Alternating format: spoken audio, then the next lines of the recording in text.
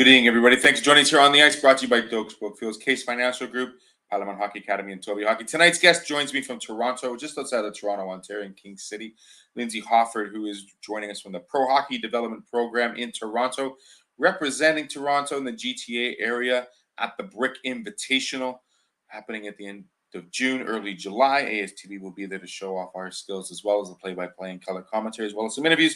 We hope to meet Lindsay in person, but first we're going to chat with him about putting together the two squads heading to Edmonton at the end of the month, their preparations before that, and just the importance of getting this tournament back together and representing the GTA and the wonderful players and the elite players in the area, and see what kind of competition we're going to see.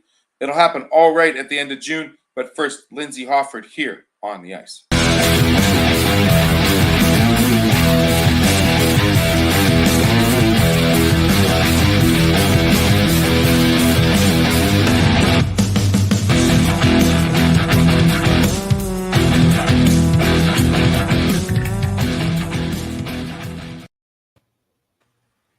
Lindsay, thanks for taking the time. I know it's super busy in June. How are you doing today?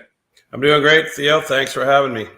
Fabulous. Tell me a little bit about who Lindsay is, how you got involved in the sport of hockey, and just the love of the game for this game you have.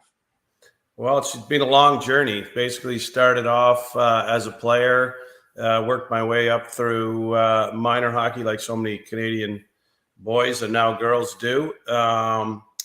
It was fortunate enough to play junior hockey and then university hockey, one game in Switzerland in the pro league there, and from there got into coaching. Started coaching minor hockey in Toronto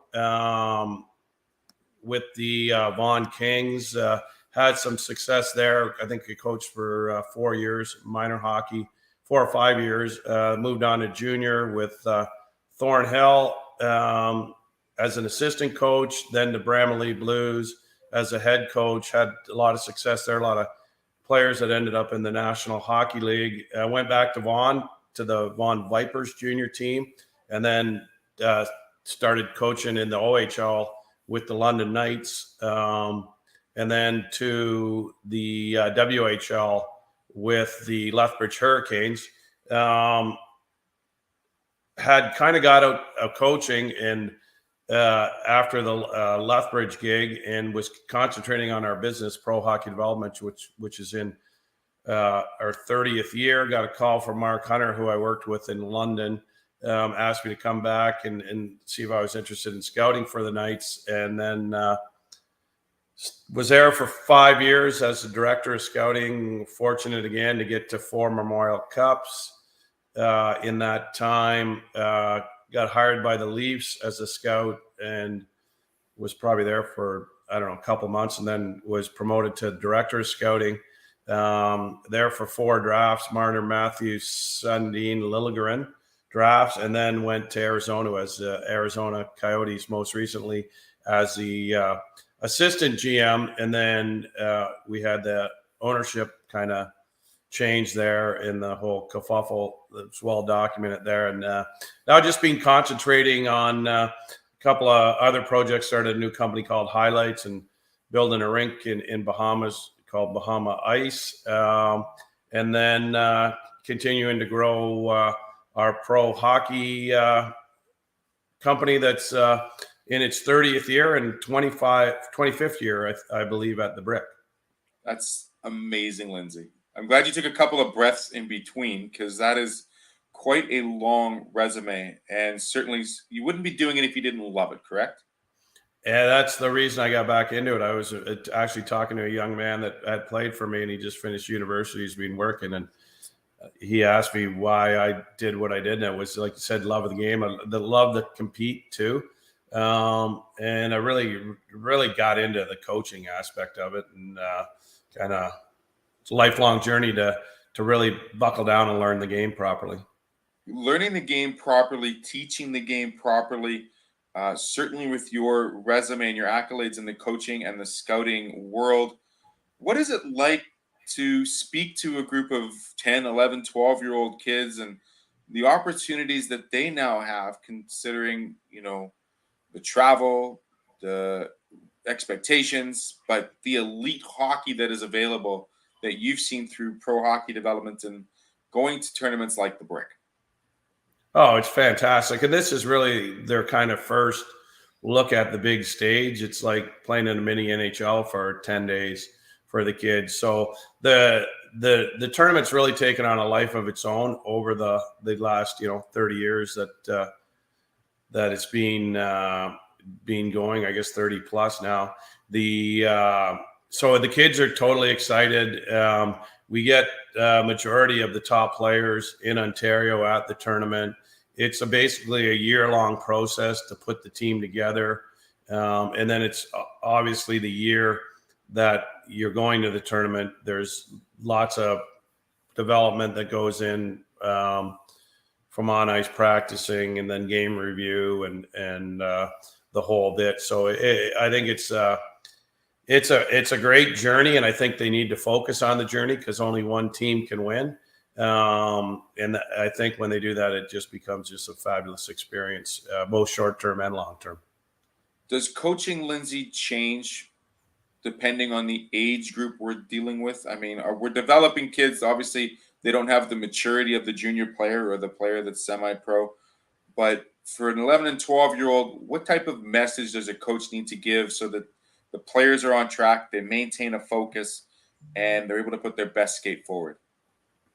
I think like pros, I mean, it's pretty matter of fact. Like pros know the game. So a lot of with the pros, it's just mental, getting them right in the right space, and then tweaking their game. Where here you're basically, recreating the wheel.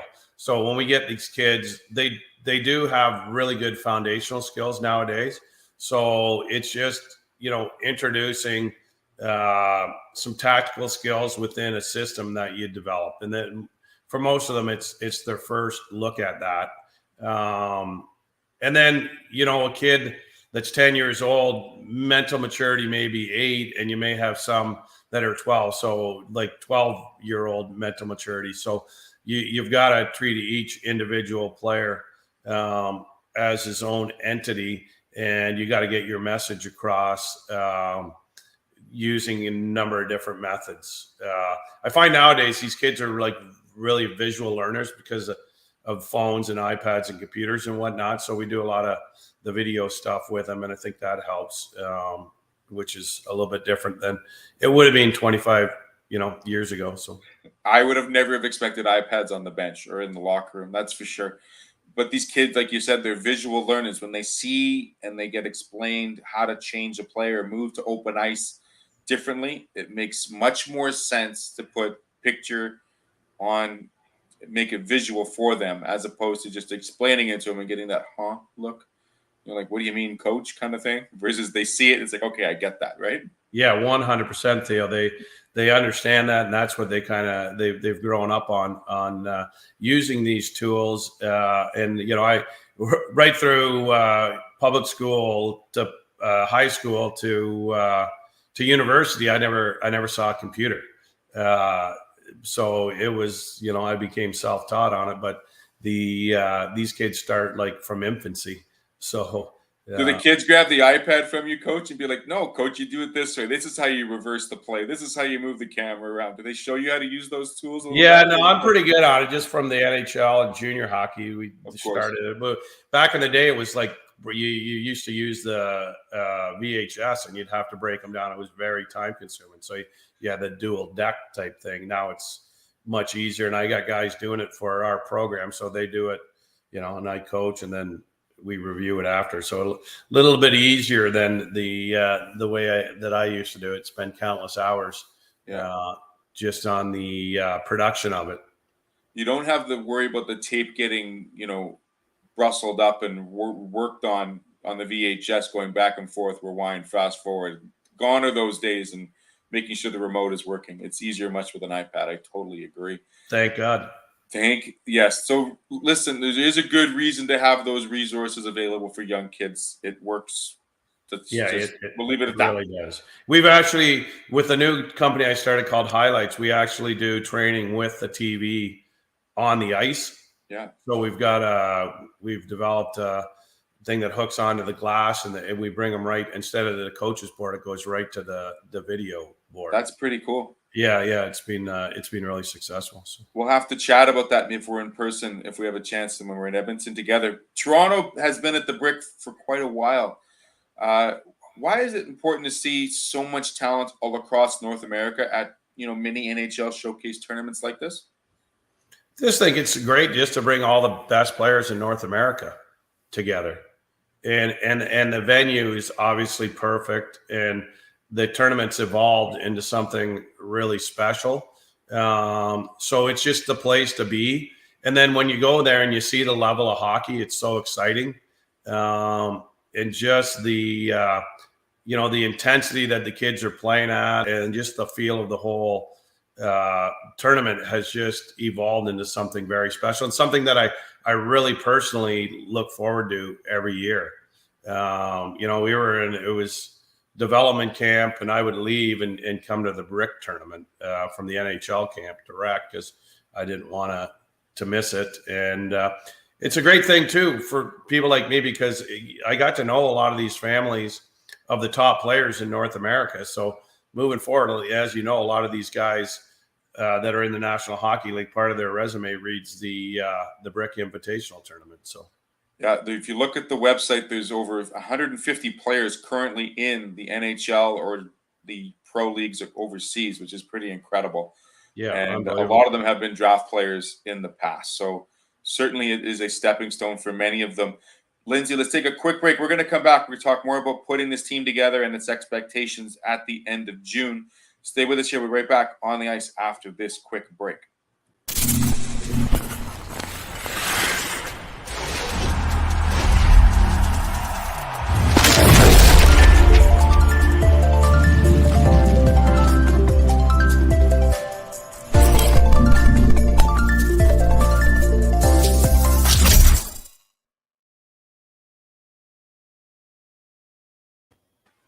Back with our guest, Lindsay Hofford. Lindsay, this team, you said, put about a year or so under the belt right now, putting it together. Tell us the process of working towards getting that roster ready to go for the end of June and the steps it took to get there. So our program, I think, is the norm now. I think we kind of developed, and everybody, most of the other organizations have jumped on. So we do a summer camp the year before the tournament, and we pick the core of our team, which is a week-long kind of development camp, and we call that our evaluation camp. And that's where we usually pick like 2D, 3 forwards, and a goalie most usually. And then we, through the summer lead, or the hockey season leading up to Christmas, we do some live scouting. And then we we have a 1-day camp, and it's our selection camp, where we have about 5 teams come together, and they play 4 or 5 games throughout the day. And then we pick the remainder of our team. We might leave 1 or 2 spots open if it's tight. And that's basically how we select it. And then we start our practices in late April, and we have about 30 hours of practice time with the team. We have a video program that we've added the last couple of years, where we review their video, and we also play 3 to 4 tournaments leading up to the Brick tournament. So it's a lot of time with this group of young boys to put them together all on the same page.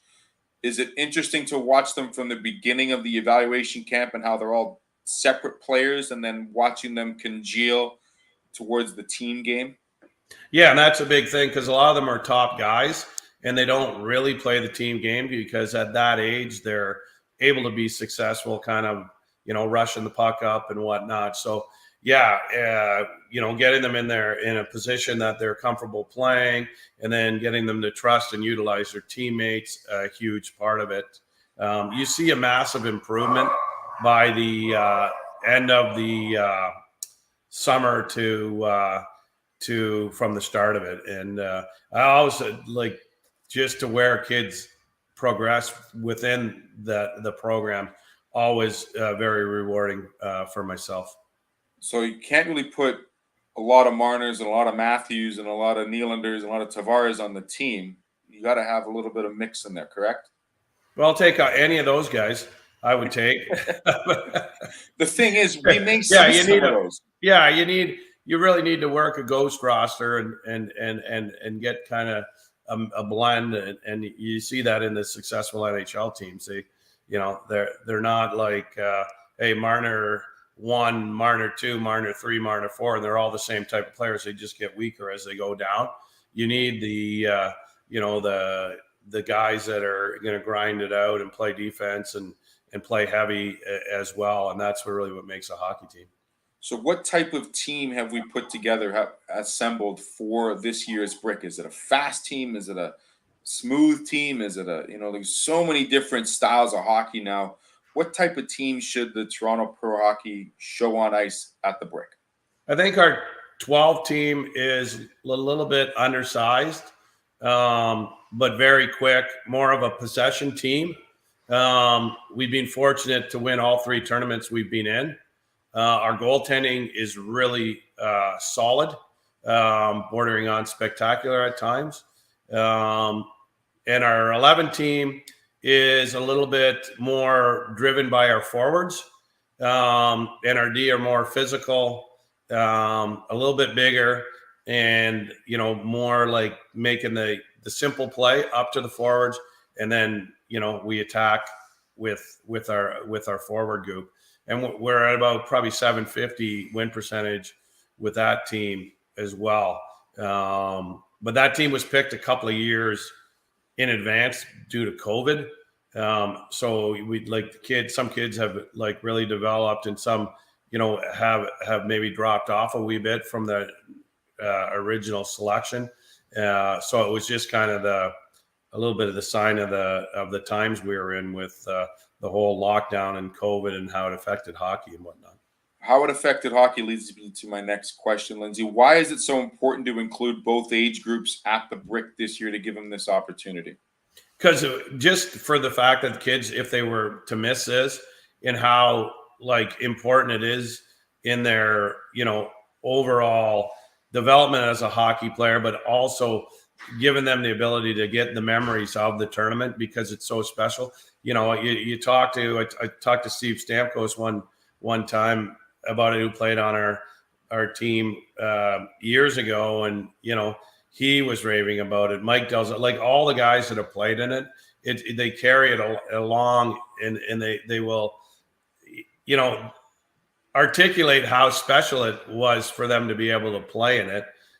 So if a group was to miss it, for something that was completely out of their control, would have been sad. So, have this group of players you've worked with traveled out west for any tournaments before? Not that I know of. We do a lot of travel out west, but usually it's after this, where we go to different tournaments. No, actually, we do like the Vancouver with the Brick Series. So some of them have been out to Vancouver. I don't think any have been to Edmonton, because we do tournaments in Edmonton and Calgary, but most of them are after the fact. So it should be the first time for these boys in West Edmonton Mall checking the place out. What type of, what are the expectations for your 2 teams, Lindsay? Well, number one, we want to have a positive experience, so we all want to grow as hockey players and individuals. And then, obviously you go and you compete to win. So you want to win as well, or go there with the expectation that you're going to win and you're going to compete to win. But having said that, at the end of it, you got to look back and you got to say, if you don't, because as I mentioned earlier, there's 14 teams there and only one's going to win. And it doesn't make it a bad experience for the other 13 teams. And I think that's where you got to temper and educate parent groups and kids. There's lots of positives that come out of this. And I think the Brick does a great job of organizing that to make sure that happens as well. And also getting the right people involved is key, and the right coaching staffs and everything else. So, Yeah, it's much bigger than just attending and winning. There's tons of things and that you do, and I think that the favorite part of my experience there is like when they go on the ice and they switch jerseys and everyone's out there and all the kids got a smile on their face and everyone's happy, and there's one winner and there's one loser in that game, but there's really 14 teams that all win when they are able to compete in this tournament. The schedule is grueling. I mean, there's 2 days in some of these days. How do you prepare the kids for their? I mean, because there's so many resources available, and we look at this game as being a 12-month career now for these young players. When you talk about preparation for the tournament like this, downtime, the importance of nutrition, how does that message come across to a group of 11 and 12-year-olds that are wanting to have as much fun as possible and also play a game they love? Yeah, I think that message has to be brought on when you select a player, and you kind of, again, goes back to the education of the parent and the player. And like you said, the nutrition, hydration, sleep, rest, these are the things that in the long term, it may be not going to affect game 1 and game 2, but game 7 and 8, they have a big impact on. So, we have our rules. We have our team meals in between. There's shutdown period, obviously not going to the pools, running around the mall. And they have to understand, too, that you've entered your child and the players entered into a team sport, and everything that you do as an individual affects everybody else. So, we like you said earlier, you get these guys individually and make a team, and it's on off the ice that you do that. Lindsay, what are you looking forward to most about the preparations leading up to the tournament and the tournament itself, having seen it several times already? Well, the preparation is just like checking off all the boxes and making sure that the team is ready to play and prepared in all areas of the ice. That's, my job, and it's fulfilling for me to be able to work with these kids. And again, forge relationships with the families and the kids is always the biggest takeaway for me. But then just to get into the excitement of the mall and to see all the teams and the kind of pageantry and the color of the uniforms and the sun shining through the top of the rink. I mean, I love that stuff, and it's great stuff, and it's exciting for me, and I'm real happy to be getting the opportunity to go back again. Got to ask a fun question, Lindsay. Are we expecting a uniform off the ice for the kids? I mean, do you expect the kids to dress up, make sure they represent the team well, arriving to the game and whatnot? Yeah, we've got a couple of different looks. We got the tracksuit look, and then we've got the khaki shorts and the golf shirt look, and then we got the t-shirt look. So you'll see a little bit of everything, but they'll be well dressed. And the kids nowadays, they love their swag, so we've topped them up pretty good with that. You got to dress to impress, right, Lindsay? The only way to be. The only way to be. That's right. Last question: are we going to find you with mini sticks in hands, or are we going to see you from the sidelines on the mini stick games? I'm getting a little older, Theo. I am too. Right in there, but man, I'm getting close to 60 now, so it's I guess I can stand on the side and cheer them on and rough them, but I don't know. Might dip in, but it'd be in and out. I'd be a short substitution player. It might be a dip into the hot tub, not to dip into the 5-on-5 on the knees. I totally get that, Lindsay. That sounds better. There we go. Right on. I really appreciate the time, Lindsay. Thanks so much for joining me. Any other questions or any thank yous you want to give out before we say goodbye? Obviously, to everybody that puts the effort into the organizing the Brick. I know it's a monumental task, and Andy and Craig, I've known those guys for 25 years now. They just do an exceptional job. And the thing is, too, they need to be commended. The whole volunteer staff is that every year it keeps getting better. And there's a reason for that, and it is the Brick staff. So on behalf of not only our 2 pro hockey teams, but all the teams that are going to the Brick, we thank that whole organization. Lindsay, a professional question I have to ask, because you have been involved with the Leafs, and sadly they haven't been somewhere where they need to be since '67. What are they missing? I think what you talked about earlier, the ghost roster, getting the right blend of players, like you're a very analytic driven team, and the analytics don't tell the whole story. There's There's the character move. There's the hockey in playoffs and hockey in regular season. It's really, kind of, to me, the areas they need to improve upon. And now with the modern day cap situation, it makes it tough. But I think they have made improvements in those areas. They just got to take it to the another couple of steps, and they should be able to get where they want to be. Many Leafs fans are waiting for them to get through that first round. Yeah, and there's no fans like Leaf fans. These guys are the most passionate I've ever seen. So. Absolutely. Well, Lindsay, I will say good evening. Thank you so much for joining me, and we look forward to seeing you in person at the Brick at the end of June, early July. My pleasure, Theo. Great meeting you. That is Lindsay Hofford with the Toronto Pro Hockey program. He's going to be there with both teams starting June 29th, ending hopefully July 10th in a championship game. I want to thank you very much for joining us tonight on ASTV, bringing more goodness to the greatness here. As always, we'll be back, as always, Tuesdays and Thursdays at 6 o'clock. Thanks for watching. Have a great rest of the evening. Take care of yourselves. Bye-bye for now.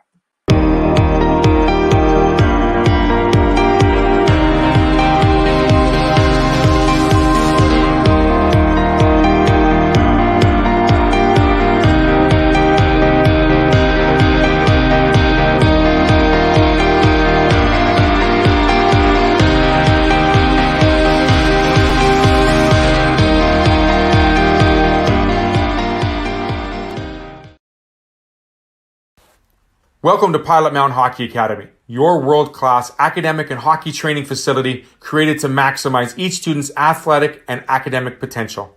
Blackjack Stewart Arena, home of the Buffalo, is inside the 46,000 square foot complex, as well as a curling rink and other facilities. The students have a unique combination of successful, well-rounded education at Pilot Mountain Collegiate Institute and the professional hockey training in an encouraging community. The years of experience of on-ice coaching propel our students to the next level, both mentally and physically, in a professional environment.